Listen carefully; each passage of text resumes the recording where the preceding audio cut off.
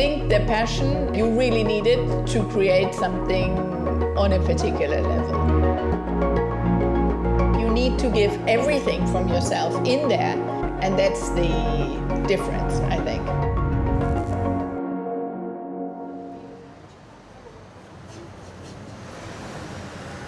Bespoke means for me that I discuss really with the client what he wants. You have ideas here, you can see different materials, different models.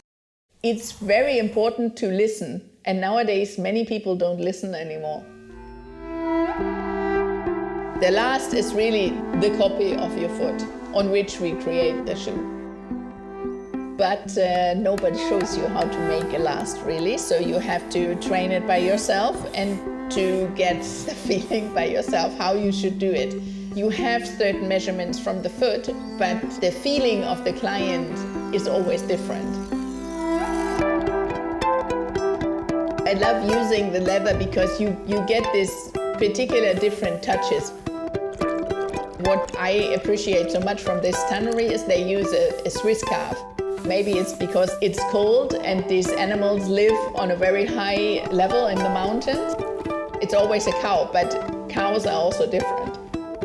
I think it's something which you can wear for a long time, and the leather, the more you wear it, it really gets more alive, I think. I will draw the model from the client, and this drawing I will translate then on a flat paper model, which I put on the leather, then we sew it together, and from there we start creating really the shoe. I think the handcraft and this concentration of different craftsmanships in Florence is really coming up from the Medici family. If it's a jeweler or if it's a painter or a sculpture maker, they always try to get the best artisans in town.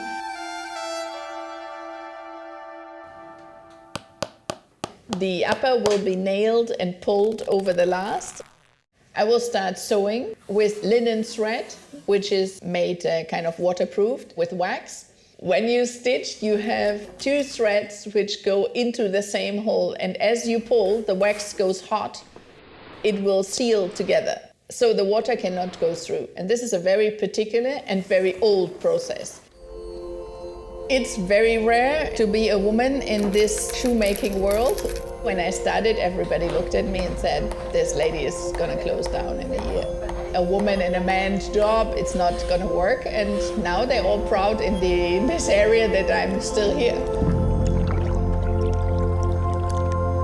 We fill in the wooden shank and the back support, because that is the part under the curve of your foot which will not be bent. So it has to be supportive and stiff. The front part we will fill with cork. This is to give you a bit a cushion effect. As you bend it the whole time, it's important to have it soft. We apply the sole, we will glue it on, and afterwards make a channel. We will stitch the weld and the leather sole together through the channel, so it gets more a shape of a shoe and you see it more as a finished product. When we work normally in the workshop, it's a very calm feeling. We are in kind of a meditation because you are so concentrated on what you do. You can feel that all of a sudden the energy comes down. Everybody's concentrated on his particular step. The last big step to put on is the heel, which will be built out of single layers of leather.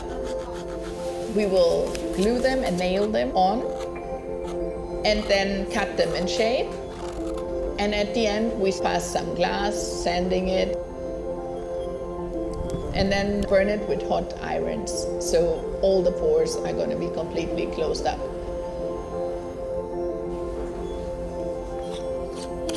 The last step is to shine the whole shoe. And then we can pull out the last, and then the client can wear it.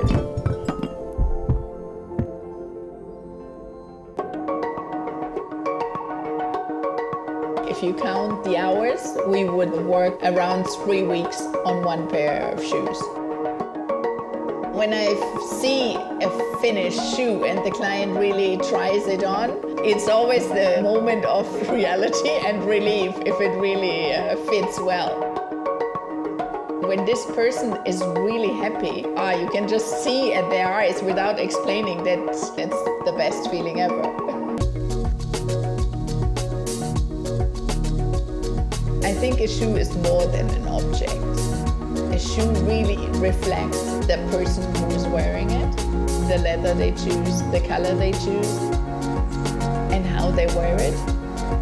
Because it's not just the pair in the beginning, it's the pair over many, many years.